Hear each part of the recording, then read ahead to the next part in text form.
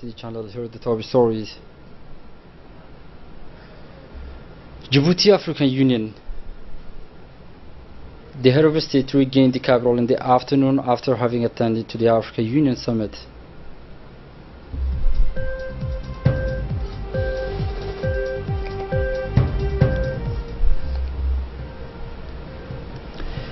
International meeting in Syria. The headlines are now to the national news. The President of the Republic, His Excellency Ismail Omar Guelleh, returned this afternoon in Djibouti after participating the 29th African Summit that was held in Addis Ababa. The main topic which how to finance the Pan-African organization. The President of the Republic, which was accompanied by the Foreign Affairs Minister called Mohammed Ali Yusuf and senior officials of the country, different persons who greeted him on his arrival, including the Prime Minister and members of the government, as well as officials and civil and military officials.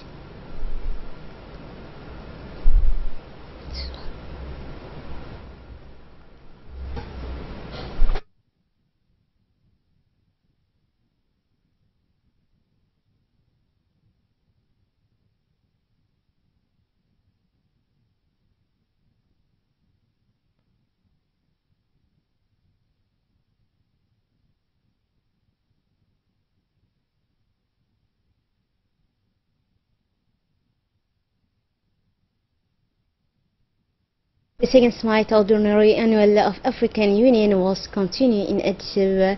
The President of the Republic, His Excellency Ismail Guelleh, takes part in the work of this summit. Yesterday, the inaugural ceremony of this summit, as usually, has been introduced by the traditional meeting of family picture. Once of the meeting room, the President of the African Union and the President of the Republic of Kenya, Mr. Alpha Conde, who opened the speech. Mr. Conde has dedicated most of his remarks to the remainder of the different work carried out during the term of year that he just finished at the head of the routine presidency of the African Union. The new president of the African Union, Moussa Faki, decided the first intervener to the rostrum. By the way of preface, Mr. Faki has first reiterated to the African leaders gathering in plenary its acknowledgement relating to trust scope on him in electing him to the head of the executive of the African Union. Several topics were on the agenda of this forum.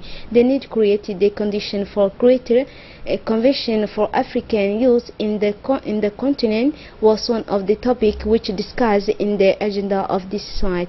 In this time of the discussion, he was essentially a question of identify for this purpose of their adaptation the means to give African youth the feeling that they can do mostly of life project in their continent. His Excellency Mr. Dean Bamakrama Hafiz, the extraordinary ambassador of plenipotentiary of the Republic of Djibouti with the Kingdom of Saudi Arabia, signed on July 4, 2017, on behalf of the government of the Republic of Djibouti, the protocol for the establishment of diplomatic relation between Djibouti and Turkishmen. On the part of the Turkishmen, the agreement was signed by the Ambassador Extraordinary and Plenipotentiary of Turkishmen to Riyadh. Turkmenistan is a country that is a member of the OIC among the states of Central Asia, independent of the former Soviet Union in 1991, the population of 5 million inhabitants on a surface area of 500,000 kilometers. The economy of Turkmenistan is strongly dependent on the exploitation of its natural gas. The country refreshed the fifth most important reserve in the world, nearly 12% of world reserve, as well as of its oil, which represents 60% of its export. In the field of agriculture, half of the irrigated land is used to grow the cotton, making the country the 10th largest producer in the world. The Embassy of the Republic of Djibouti in Cairo has organized a reception to celebrate the 40 years of the independence of Djibouti. The Ambassador of Djibouti in Egypt, Mr. Mohammed Tuhur Hirsi, has received the Egyptian officials and diplomats accredited in Cairo, as well as the Djiboutian diaspora living in Egypt. The animation was ensured by the young group Talent 2 of the RTD, which has presented a a various show and rich, punctuous patriotic songs that the public has much appreciated.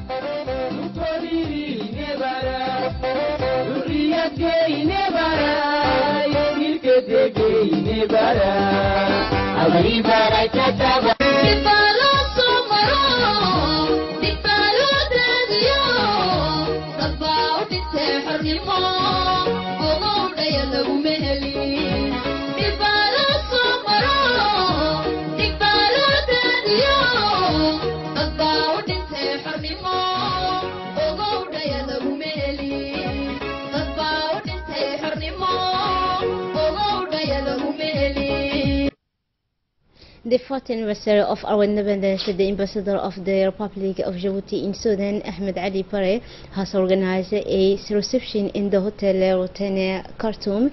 The Prime Minister and the Minister of Higher Education and Research take part in this event, as well as the military, without forgetting the Jewish community. The ambassador, His Excellency Ahmed Ali Pare, has not lack of express and his pride for the anniversary of independence, as well as the participation of the community in Djibouti of Sudan. He recalled the progress made by the 14 years existence of the Republic of Djibouti. In addition, the ambassador addressed his best wishes of good faith to the head of state, Ismail Margele, and his wife, the First Lady, Khadra Mohammed Haid. The Vice Prime Minister of Sudan take advantage of this opportunity to congratulate the Republic of Djibouti for the 14th anniversary of the independence, and is inciting the deep relations existing between Sudan and Djibouti in various areas of cooperation.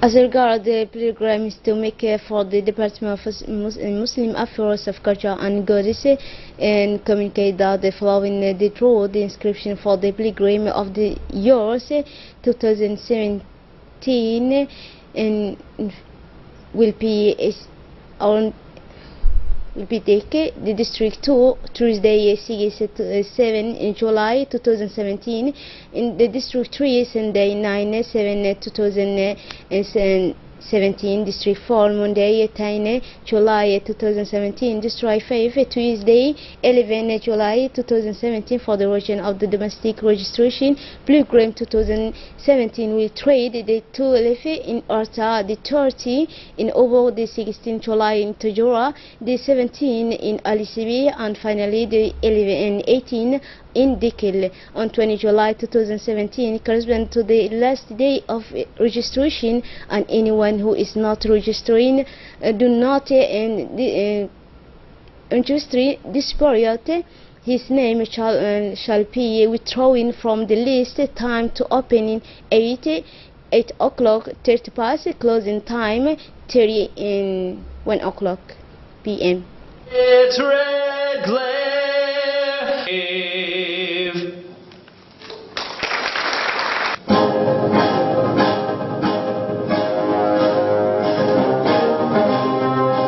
Ladies and gentlemen, welcome to U.S. Embassy Djibouti. As our mission celebrates our National Day, we are also celebrating the bilateral relationship between the United States and Djibouti. Ours is an important and enduring relationship, forged in mutual interest and pursued under the ideal that together we can take on daunting challenges and accomplish a common mission. From combating piracy in the Gulf of Aden and defeating the scourge of terrorists like Al-Shabaab in Somalia, to providing refuge and nourishment to refugees fleeing less stable parts of the region. Americans and Djiboutians work together every day to advance the national security of both of our nations. On June 27, I had the privilege to observe a tremendous demonstration of Djiboutian capabilities, both civilian and military, during the National Day Parade celebrating 40 years of Djiboutian independence. This is a significant milestone, and the progress that Djibouti has made since gaining its independence in 1977 speaks volumes about the great things yet to come. That's it for tonight's news. Thanks for watching us and have a very wonderful evening.